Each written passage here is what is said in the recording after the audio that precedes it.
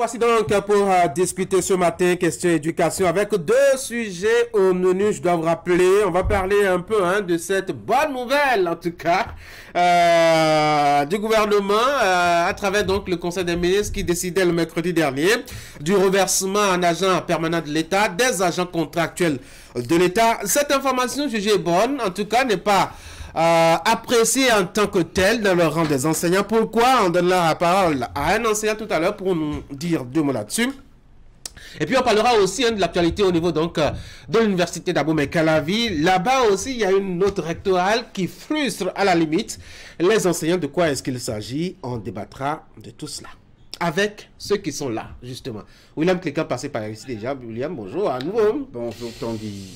Franck Ablou, bonjour. Oui, bonjour Tanguy. Et à côté de vous, Alessandre Radina, syndicaliste. Alessandre, bonjour. Bonjour, monsieur le très grand habitué de ce plateau. En attendant, il y a Eric Guédeno qui va nous rejoindre pour faire complet sur ce plateau. Alors, je vais commencer. Le Conseil des ministres l'a annoncé le mercredi dernier. Les enseignants qui ont subi l'évaluation diagnostique il y a quelques années seront reversés en agent permanent de l'État. Je dois dire, la bonne nouvelle, non, Franck? Oui, pourquoi pas. C'est une bonne nouvelle à mon avis. Sauf que il faut effectivement questionner les acteurs pour comprendre si elle est effectivement bonne dans leur rang. Même je pense que tout réaménagement, toute mesure pour étoffer ou pour revoir le statut de personnel, je crois que c'est une mesure qui est la bienvenue. Maintenant, c'est le contenu même de cette mesure-là qu'il faut voir. Comment est-ce que ça va être fait, quelles sont les dispositions qui sont prises et surtout ce qui va accompagner cela. Si on n'a pas véritablement le contenu, parce qu'on peut l'annoncer aujourd'hui que ça se fasse en 2024 ou en 2025. Pourquoi pas en 2050? En 2050. Donc, ça reste une décision et ce qui va suivre, c'est ça le plus important. Oui, Liam. Il faut dire que ce sont des enseignants à qui on a promis ce reversement après la radiation de ceux qui avaient refusé de participer à cette évaluation diagnostique. Même si par la suite, ils ont été réintégrés. Voilà, donc la doléance des partenaires sociaux écoutés par l'exécutif, qui est celle de réintégrer les personnes radiées, c'est sa paire de manches qui est, je ne dirais pas cette faveur, mais cette grâce qu'on accorde à ces enseignants qui ont accepté de se prêter à l'évaluation diagnostique que de les reverser en tant que fonctionnaires, parce qu'on parle de moins en moins d'agents permanents de l'État, mais désormais de fonctionnaires d'État. Quelque part, la mesure en elle-même est louable parce que cela renforce leurs conditions, cela sécurise davantage la fonction enseignante pour eux. Maintenant, la frustration, je la comprends aussi du côté... En quoi est-ce que ça se sécurise la fonction? Quand on sait qu'il y a une nouvelle loi qui dit qu'on peut renvoyer tout le monde, pourvu qu'on le paye 3 mois... Non, mais le statut de fonctionnaire n'est pas aussi vulnérable que celui d'agent contractuel de l'État. Vous voyez, en matière de procédure de radiation. Vous voyez, donc d'une manière ou d'une autre, ça est sécurisé. De deux, dans la fonction enseignante, on ne passe pas le concours de conseiller pédagogique, on ne passe pas le concours d'inspecteur quand on est contractuel. Vous voyez, j'en veux pour preuve le dernier examen ou le dernier concours pour entrer dans le corps des conseillers pédagogiques. Les contractuels, plus de 200, m'a-t-on dit, n'ont pas pu passer ce concours, bien qu'ils en avaient peut-être les qualifications, ils en avaient peut-être le profil. Et donc l'envie aussi. L'envie aussi, sûrement. Oui. Allez, Alessandre. Merci. Bonne nouvelle, je disais. Je crois que nous devons pouvoir analyser les contours. Et la décision en elle-même n'est pas mauvaise. Alléluia. Il faut analyser les contours parce que au départ, l'évaluation qui a abouti finalement à cette annonce de reversement en fonctionnaire de l'État n'avait pas pour objectif ce que le gouvernement vient d'annoncer. Alors, est-ce que c'est une bonne nouvelle ou pas?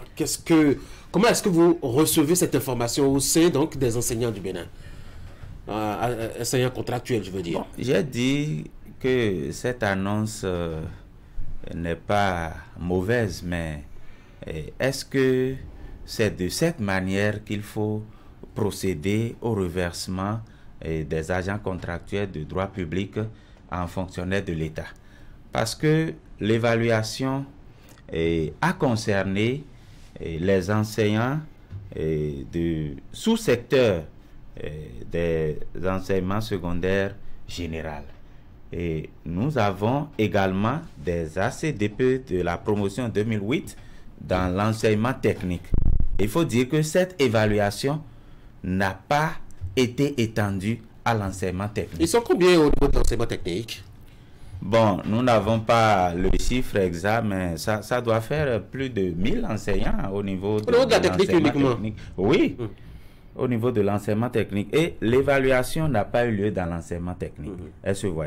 Et au départ, ce que le gouvernement avait prévu, c'est le renforcement des capacités des enseignants, parce que les ACDP de la promotion 2008 ont été stigmatisés et on a estimé que si les résultats de fin d'année ne sont pas bons, c'est parce que il y a ceux-là qui ne donnent pas le meilleur d'eux-mêmes, ils n'ont pas la qualification requise et tout. Donc, c'est à partir de ce postulat-là que l'évaluation a été organisée, mais n'a pas été étendue à l'enseignement technique, alors que nous avons également besoin des fonctionnaires de l'État dans l'enseignement technique. Voilà qu'au finish, on annonce le reversement des admis en fonctionnaire. Première appréciation rapidement de cette décision-là. Oui, je pense que c'est une avancée. Ça fait un point de moins sur la liste des revendications des centrales. Même sans les enseignants du domaine technique. Absolument. Je pense que il nous faut d'abord apprécier ce qui est fait et maintenant mener la lutte pour ce qui reste, justement. Encore que dans ce secteur de l'éducation, il y a encore bien d'autres problèmes à régler, bien d'autres défis. Donc je pense qu'aujourd'hui, on peut dire se réjouir de ce que on a pu procéder à ce revêtement des enseignants en tant qu'agents contractuels de l'État permanent. C'est bien. Et maintenant, avec ce que notre invité est en train d'évoquer, je pense qu'il reste encore des efforts à faire pour le gouvernement du côté technique. Allez, mais est-ce qu'en l'État, c'est possible comme ça de passer d'agent contractuel de l'État en agent permanent de l'État, quand on sait qu'il y a les modes opératoires, en tout cas pour passer pour être agent de la fonction publique, que ce soit contractuel ou que ce soit agent permanent de l'État, il y a quand même les modes qui sont très bien connus, le processus très bien connu, sauf qu'on n'a pas, en tout cas les lois n'ont pas prévu cette façon-là. Est-ce qu'il n'y a pas un problème, Franck, à reverser directement comme cela?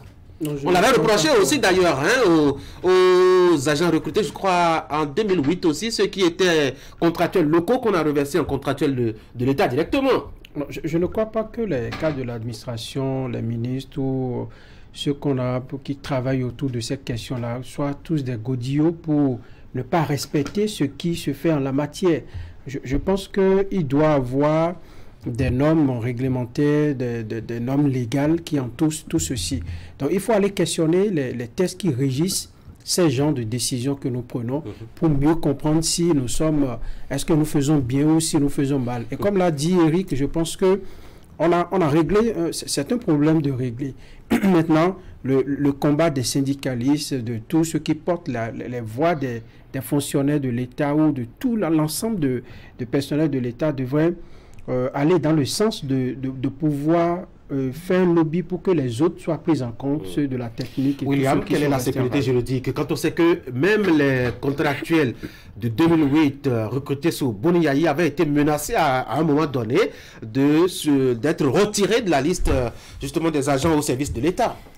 La sécurité juridique, qu'on le veuille ou non, reçoit un tout petit coup parce que toutes ces décisions ne sont que l'incidence de compromis et de discussions entre partenaires sociaux et l'exécutif.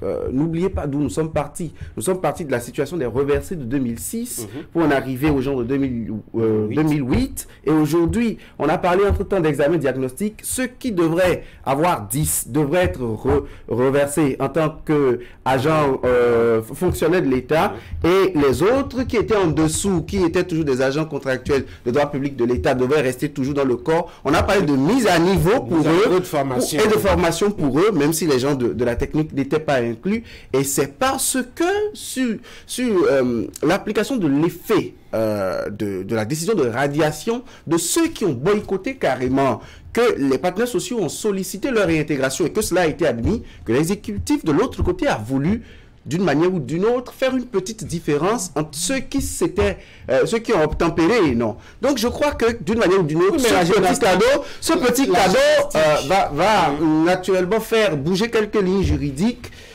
n'en déplaise. Même si l'impact est un peu plus significatif et un peu plus avantageux pour les enseignants. Et Eric? Oui, non, je pense que c'est un accord qui a été trouvé entre l'État et puis ses partenaires sociaux. Et donc, même si cela portait entorse à l'aspect juridique, je ne vois pas quelqu'un n'est pas s'offusquer de ce que des citoyens béninois ont quitté un statut pour un autre. Oui, mais ça dépend de chaque gouvernement. Hein. Si un gouvernement arrive et voit que ceux qui ont été reversés en agent permanent de l'État gonflent excessivement, par exemple, la masse salariale, et qu'il faut trouver un moyen, il tablera sur le processus qui n'a pas été en tout cas respecté et il remercie là. D'ailleurs même, je crois que cet épouvantail a été agité même sous Patrice Talon avec justement les reversés de 2008, Alessandre Nadina. Merci, et je voudrais rappeler que le reversement des contractuels en fonctionnaire de l'État n'a pas fait l'objet de revendications par les confédérations et centrales syndicales. Je crois qu'il y a des problèmes plus sensibles, plus préoccupants, donc on ne peut pas dire que c'est une revendication qui a été satisfaite. Donc je voudrais apporter cette précision pour dire que nous devons faire l'état des lieux, parce que lorsque nous prenons les tests qui régissent les agents contractuels de l'État, nous avons le décret de 2008, le 2008-377 du 24 juin 2008 portant régime juridique d'emploi des agents contractuels de l'État. Donc il faut dire que ce décret a été modifié et abrogé en 2015 et un nouveau décret a été pris en 2015. C'est le 2015-373 du 24 juin 2015 portant régime juridique d'emploi des agents contractuels. Maintenant, qu'est-ce que les tests ont prévu? Justement, allons droit au but. C'est important de rappeler cela. Déjà, lorsque nous prenons le décret de 2015, il est prévu que tous les contractuels en service au 31 décembre 2007 soient reversés en fonctionnaires de l'État. Donc, les contractuels de l'État et de la promotion d'avant 2007 et ceux de 2007 ont été déjà reversés en fonctionnaires de l'État. Donc, il est dit que ce sont ceux-là qui sont en fonction avant le 1er janvier 2008. Donc, lorsque nous prenons les promotions de contractuels qui ne sont pas reversés en fonctionnaires de l'État, il y a ceux de la promotion 2008, à partir de 2008, à partir de 2008, dont le contrat prend effet le 1er janvier 2008. Et il est précisé dans le même décret que les concernés ne peuvent pas bénéficier d'un reversement en fonctionnaire de l'État. Maintenant, si on doit prendre des dispositions, parce que lorsqu'on pose la question de savoir si on a besoin des fonctionnaires de l'État, la réponse est oui, parce que jusqu'en août 2022, nous avons 13 769 agents de l'État et sur cet effectif, il n'y a que 1401 fonctionnaires de l'État. Et comme il vient de le dire, lorsque vous n'êtes pas fonctionnaire de l'État, vous ne pouvez pas passer le concours pour devenir conseiller pédagogique ou inspecteur. Et la formation qui a eu lieu récemment, c'est pas un concours. En réalité, le décret portant statut particulier a prévu le reversement des CP déjà nommés en fonctionnaire de l'État. Et désormais, après ce reversement-là, c'est sur concours qu'il faut devenir conseiller pédagogique. Donc, les contractuels ont été exclus de la formation organisée au profit des conseillers pédagogiques ayant bénéficié de ce reversement-là. Donc, qu'est-ce qu'il faut faire? Il faut légiférer, parce que ce qui vient de se passer va créer de la division même au sein des enseignants, parce que voilà une évaluation dont l'objectif au départ, selon le gouvernement, est de renforcer les capacités des enseignants. Mais nous sommes là et les plus de 50% qui n'auraient pas atteint le seuil n'ont pas vu leur capacité renforcée. Aucune disposition n'a été prise. Mais il faut aller pas à pas. Il faut finir d'abord avec aller pas à pas. Nous avons compris que le gouvernement avait ciblé. Est-ce que vous l'avez dit tantôt, parce que les contractuels de la promotion 2008 sont stigmatisés et font l'objet de menaces. Donc, cette promotion a été ciblée pour qu'un grand nombre soit éjecté du système. C'était l'objectif de l'évaluation. Ça, c'est vous qui le dites. Non, c'est de ça il s'agit. Maintenant, puisque certains n'ont pas participé à l'évaluation, et ça n'a même pas été étendu, je l'ai dit tantôt, à l'enseignement technique, le gouvernement a voulu montrer que, bon, ceux qui n'y ont pas participé, on va leur montrer qu'ils ont quand même perdu quelque chose. Et c'est de là qu'on a décidé maintenant de faire des admis. Oui, mais il faut savoir quand même la bonne foi et la bonne démarche du gouvernement qui, au-delà de ce que vous dites, que vous êtes ciblé et stigmatisé, a quand même montré qu'il y a une volonté quand même d'amener les enseignants à avoir un niveau qui soit intéressant pour le bénéfice de l'école. Parlons un peu de ce qui change dans la vie de ceux qui auront quand même cette chance-là d'être reversés. Eric, c'est vrai que William a commencé à dire déjà, bon, quand on est agent contractuel, on ne peut pas être CP quand on est dans le domaine de l'enseignement. Mais bon, à part cela, y a-t-il d'autres choses à gagner que d'être agent de l'État? Déjà, journaliste de ça. Il me semble que vous êtes journaliste, je crois. Et qu'un journaliste doit être, avant de discuter d'un thème, se renseigner, se cultiver, s'informer aussi, il me semble. Donc j'attends d'être agent permanent. D'accord, allez, Franck. Blague à part, non, je pense que en tant que tel, ils doivent bénéficier de tout ce que l'État met à disposition de l'agent permanent de l'État. Et puis, mais aussi, dans leur esprit, je pense qu'il y aura certainement une forme de tranquillité retrouvée, n'est-ce pas? Tranquillité. Encore que... dans le lot, il y a un renforcement qui voulait ça, qui souhaitait ça et qui l'ont aujourd'hui. Voyez-vous, qui certainement faisait objet certainement de frustration, qui certainement est calmé aujourd'hui et in fine pourra davantage leur permettre à bien s'occuper des élèves dans les collèges et à bien véritablement travailler comme cela se devait. Je pense que la question de l'évaluation, l'argument que le gouvernement avait relevé, c'était vraiment de voir le niveau des enseignants et de voir dans la mesure du possible comment il faut renforcer ces niveaux pour que au niveau des collèges on puisse, au niveau des cadres d'enseignement, on puisse davantage véritablement donner le meilleur des connaissances aux enfants. Maintenant, est-ce qu'on a atteint cet objectif? Je pense que les enseignants n'ont pas forcément cette compréhension des choses. Maintenant, après, quel est l'intérêt d'un gouvernement de cibler dans un secteur donné? Allez, on ne va pas relever la polémique. Oui, Franck. Non, moi je pense Qu'est-ce que ça change à leur vie? Non, ça change. Ils ont une certaine sécurité et en matière de gestion de leur carrière. Moi, je pense que ça va être plus suivi et ils auront un peu une certaine tranquillité. Et maintenant, tous les arguments, l'un mis dans l'autre.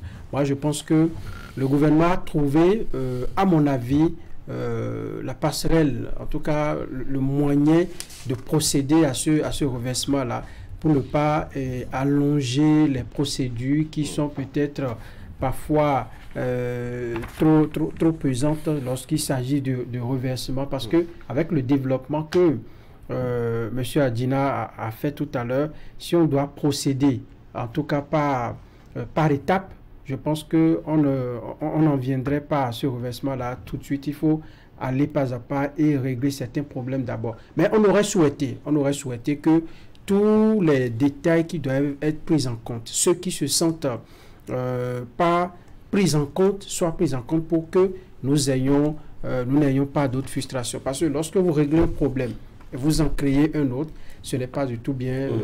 William, si c'est juste pour être conseiller pédagogique, désolé, je ne suis pas en train de minimiser en tout cas la fonction et le grade. Si ce n'est que ça, ma foi, on n'a pas besoin de se traumatiser autant, non? Absolument, et je veux parler sous le contrôle de notre invité. Être fonctionnaire de l'État, ce n'est pas que pour passer des évaluations internes et monter en grade. C'est une carrière sécurisée. On ne parle plus forcément d'agent permanent de l'État, mais le statut de fonctionnaire de l'État, c'est le statut de l'agent le plus sécurisé de l'État, dont le processus de sortie de la fonction publique est extrêmement difficile. Et pour le peu que je connais du droit administratif, les avantages, les privilèges inhérents à ce statut en matière pécuniaire ne sont pas moins importants. Ah oui? Oui, vous savez, un agent contractuel de l'État et un agent permanent de l'État, peut-être que l'information contraire viendrait de Alexandre Adjilan, c'est pas la même rémunération. Et de l'autre côté, s'il y a des normes qui dérangent, s'il y a des normes dont l'application posent problème, je crois qu'on peut les actualiser de sorte à ne pas frustrer d'autres. Parce que si 1000 enseignants n'ont pas eu la chance de composer cet examen ils n'ont qu'à s'en prendre à eux-mêmes, puisqu'ils ont été invités, ils ne se sont pas présentés dans les centres. Je ne parle pas de ceux qui étaient dans l'enseignement général et qui ont boycotté. Eux, vous parlez de c'est peut-être là que Alessandre Adjidjon ne m'avait pas compris. Je dis que eux, les partenaires sociaux, avaient demandé que le gouvernement les réintègre et cette doléance a été entendue. Et c'est à cela que le gouvernement a voulu en retour faire ce bonus aux agents. Les gens du secteur de la technique n'ont pas pu composer et aujourd'hui ils ne sont pas reversés. Il faut trouver un moyen pour eux aussi de les envoyer. Alessandre, qu'est-ce que ça change au statut entre agent contractuel d'État et agent permanent? J'ai dit tantôt que il y a la possibilité, parce que dans le système on a besoin de renforcer le corps de contrôle, parce que le corps de contrôle est composé des conseils pédagogiques et des inspecteurs. Donc, il y a la rémunération aussi qui change. Non. D'abord, lorsqu'on parle de carrière sécurisée, je dis avec les lois qui ont été votées, la loi 2015-18 du 1er septembre 2017 portant statut général de la fonction publique, on peut renvoyer un fonctionnaire de l'État, on peut renvoyer tout le monde à tout moment. Je Donc, carrière sécurisée, non. J'ai la parole. Je dis, avec cette loi-là, on peut renvoyer, que vous soyez agent contractuel de l'État ou fonctionnaire de l'État, on peut vous renvoyer n'importe comment. La différence, Eric, on va lui permettre. La différence, c'est que la procédure de radiation diffère lorsqu'il s'agit. C'est à ce niveau. C'est-à-dire la sécurité. Non. Je voudrais dire que avec cette loi-là, aucun emploi n'est plus sécurisé. Est-ce que vous voyez? Même le fonctionnaire de l'État, entre-temps appelé agent permanent de l'État, n'est pas à l'abri de la radiation. Donc, il n'y a pas un gain en tant que tel à ce niveau. La rémunération? Non. Il n'y a aucune différence. Comment ça? Non, aucune différence. Ça, expliquez-nous, je veux bien comprendre comment lorsque vous prenez un agent contractuel de l'État et un fonctionnaire de l'État qui ont les mêmes grades, ils ont les mêmes salaires.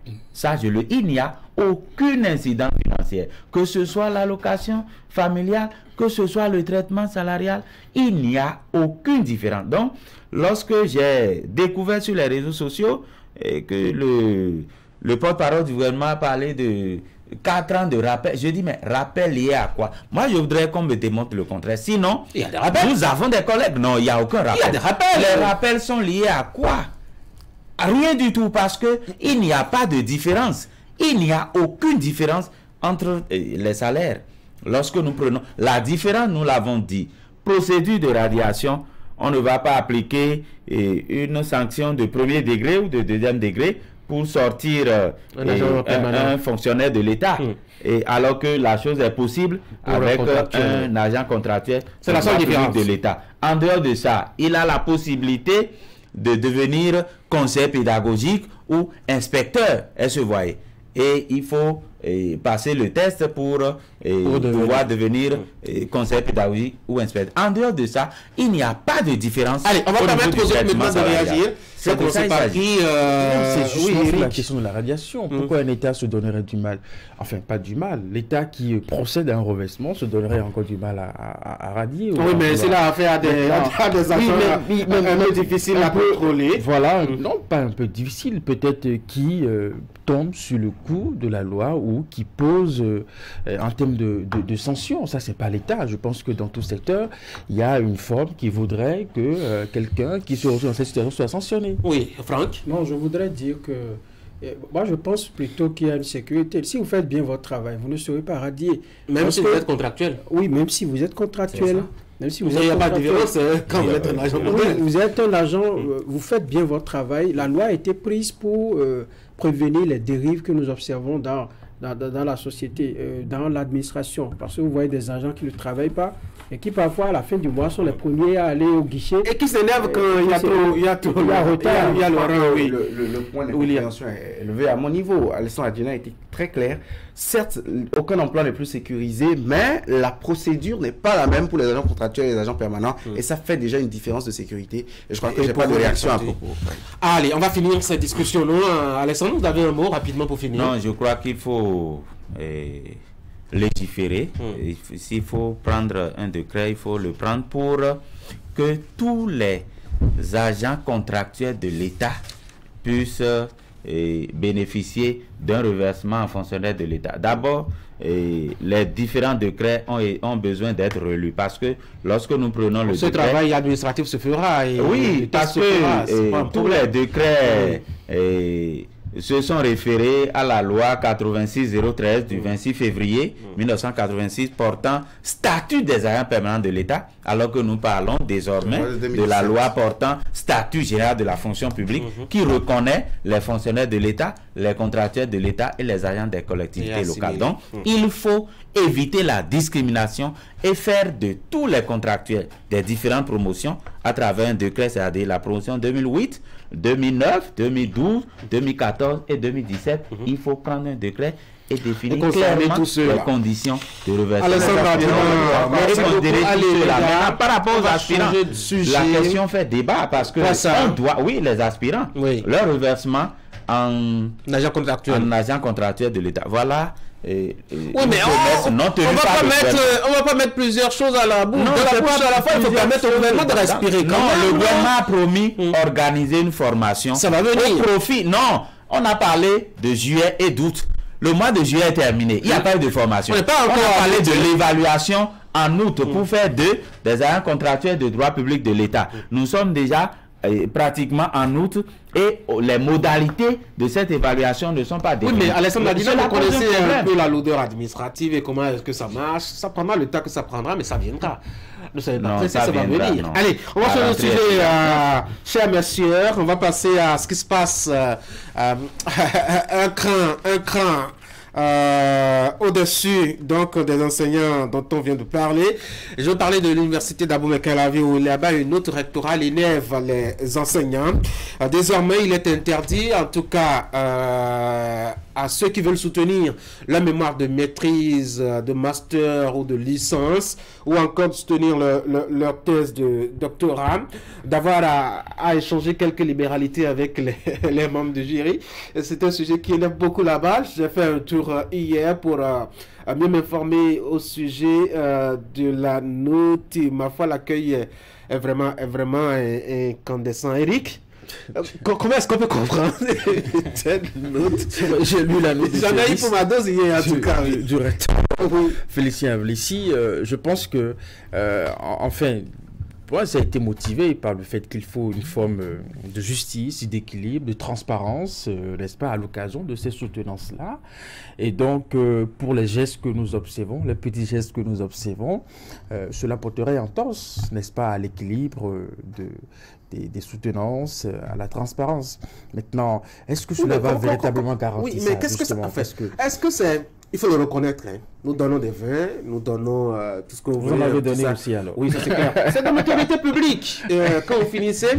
Et ma foi, il me semble que quelque part aussi c'est inscrit comme cela de la culture où quand même quelqu'un qui vous a aidé peut-être à faire quelque chose, il faut lui être reconnaissant. On ne va pas chez le roi, les bras ballants, dit-on en fond. Donc on peut comprendre. Absolument. Mais est-ce que cela a une incidence directe sur la qualité de l'évaluation par rapport justement à ce qui est fait pendant la soutenance? C'est là toute la question, Franck. Justement. Non, ce n'est pas un pain, une bouteille de vin ou encore un bidon de Possotomé qui va changer, disons, la position de quelqu'un qui est venu apprécier un travail, qui va changer sa position. Moi, je suis désolé. C'est vrai que ça se fait dans des conditions où on a tendance à en tout cas transformer les lieux un peu en lieu de festin et tout ça. Mais dans le fond, quelqu'un que vous invitez, comme vous l'avez dit, la culture africaine veut que quand vous invitez quelqu'un, la personne est venue quand même apprécier votre travail. Qu'on lui donne de l'eau, chez nous, on donne de l'eau. C'est une manière de dire bonne arrivée, merci pour le travail que vous avez fait. Maintenant, ça doit être fait dans des conditions qui doivent être définis par les organisateurs. Moi, je suis d'accord qu'on ne balance pas les emballages un peu partout pour montrer que vous donnez de vin, que vous donnez des sandwichs, ou vous donnez des petits fours à un examinateur ou aux membres du jury, et même ceux qui font le déplacement. Vous prenez l'université d'Aboubacar, quelqu'un qui a quitté Akokpa, qui est venu vous soutenir. J'ai vu une petite blague sur les réseaux sociaux. On dit pas de sandwich, pas de soutenance. Un peu tout dit, je ne veux pas si je ne suis pas sûr. Oui, parce que nous pouvons quand même soutenir nos parents et on ne peut pas manger du sandwich. Oui, on peut le faire organiser dans un cadre assez défini. On va être sérieux, oui. En fait, n'est pas interdite pour les étudiants à l'endroit de leurs collègues, de leurs camarades étudiants ou de leurs parents, mais à l'endroit des membres du jury. Qui sont les membres du jury? On a un directeur de thèse ou un maître de mémoire qui est l'enseignant que l'apprenant, l'impétrant a dérangé toute sa vie pour pouvoir faire le travail parce qu'il est en apprentissage. Ces unités sont en sa disponibilité. On a un examinateur, on a un président du jury, quand le jury est au moins de 3, des universitaires qui ont je ne sais combien de soutenances dans une seule année, ont un agenda académique à dérouler, ont des conférences parce qu'en tant qu'universitaire, ils constituent la doctrine d'un État et donc l'expertise étant sollicitée, ils le font. Donc des gens dans ce contexte, parfois vous voyez des gens, ils exultent déjà de voir un seul nom dans leur jury. Pour eux, c'est une autorité terrible à la qualité du travail qu'ils font. Vous voyez, par ce principe, l'étudiant ou l'impétrant, par redevabilité, a envie de dire, cher grand enseignant, je suis honoré d'avoir l'attention d'une autorité, d'un universitaire de votre trempe. Et c'est en cela que je vois que le geste intervient après l'examen. Vous n'allez pas me dire qu'un professeur titulaire du plus du 1,5 million à la fin du mois espère ou est influencé par la bouteille de vin qu'il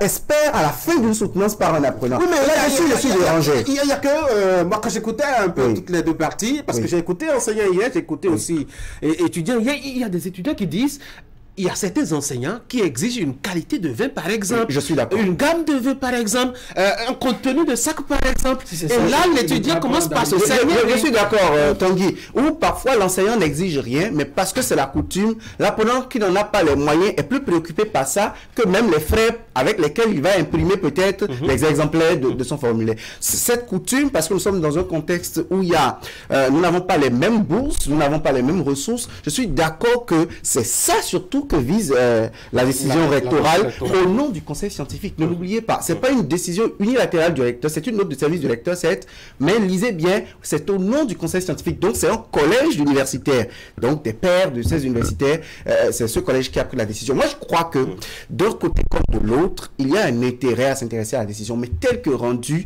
je comprends la frustration des universitaires et je comprends aussi l'intérêt du recteur. Merci. Alessandre, oui. Je crois que les enseignants ne sont pas une bouteille de vin prêt, sandwich ou autre, non. On a eu des échos aussi au niveau de l'école je crois que normale supérieure. C'est compliqué. Non, ceux qui exigent des qualités de vin ou telle chose font partie peut-être de l'exception. Parce que ça, c'est pas la règle. Ce qu'on peut éviter, c'est de transformer, vous l'avez dit tantôt, le lieu de soutenance en un lieu de fête. Elle se voit.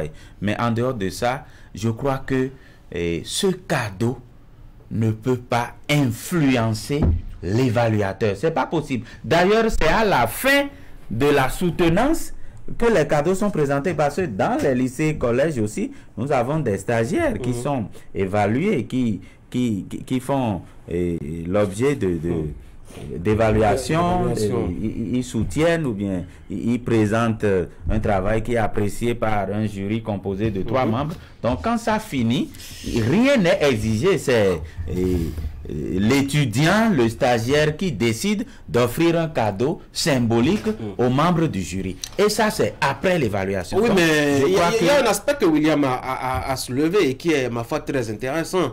C'est que l'apprenant ou l'impétrant, parfois, il est très emballé par la fête qu'il doit organiser. Il a une image peut-être à faire passer dans la tête des gens. Et plutôt que de prendre ses maigres sous pour multiplier les copies à mettre à disposition des évaluateurs et des membres du jury, préfère plutôt se concentrer sur le nombre de casiers de bouteilles de bière à acheter, etc. Et ça constitue, ma foi, un poids sur son rendu. Justement, je n'ai pas retrouvé, par exemple, cet aspect en termes de raison pour justifier la note de service. Le recteur parle d'équité, d'équilibre, l'intégrité, l'impartialité. Oui, mais on peut en faire tout cela dedans. Justement, si on n'est pas tous vous voyez, voilà, pour assurer des évaluations, comme on dit, de façon juste.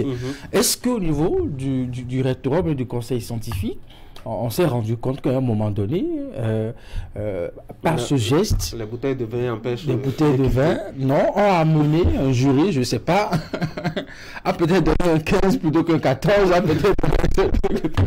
Donc, c'était on ne peut pas le savoir d'ici.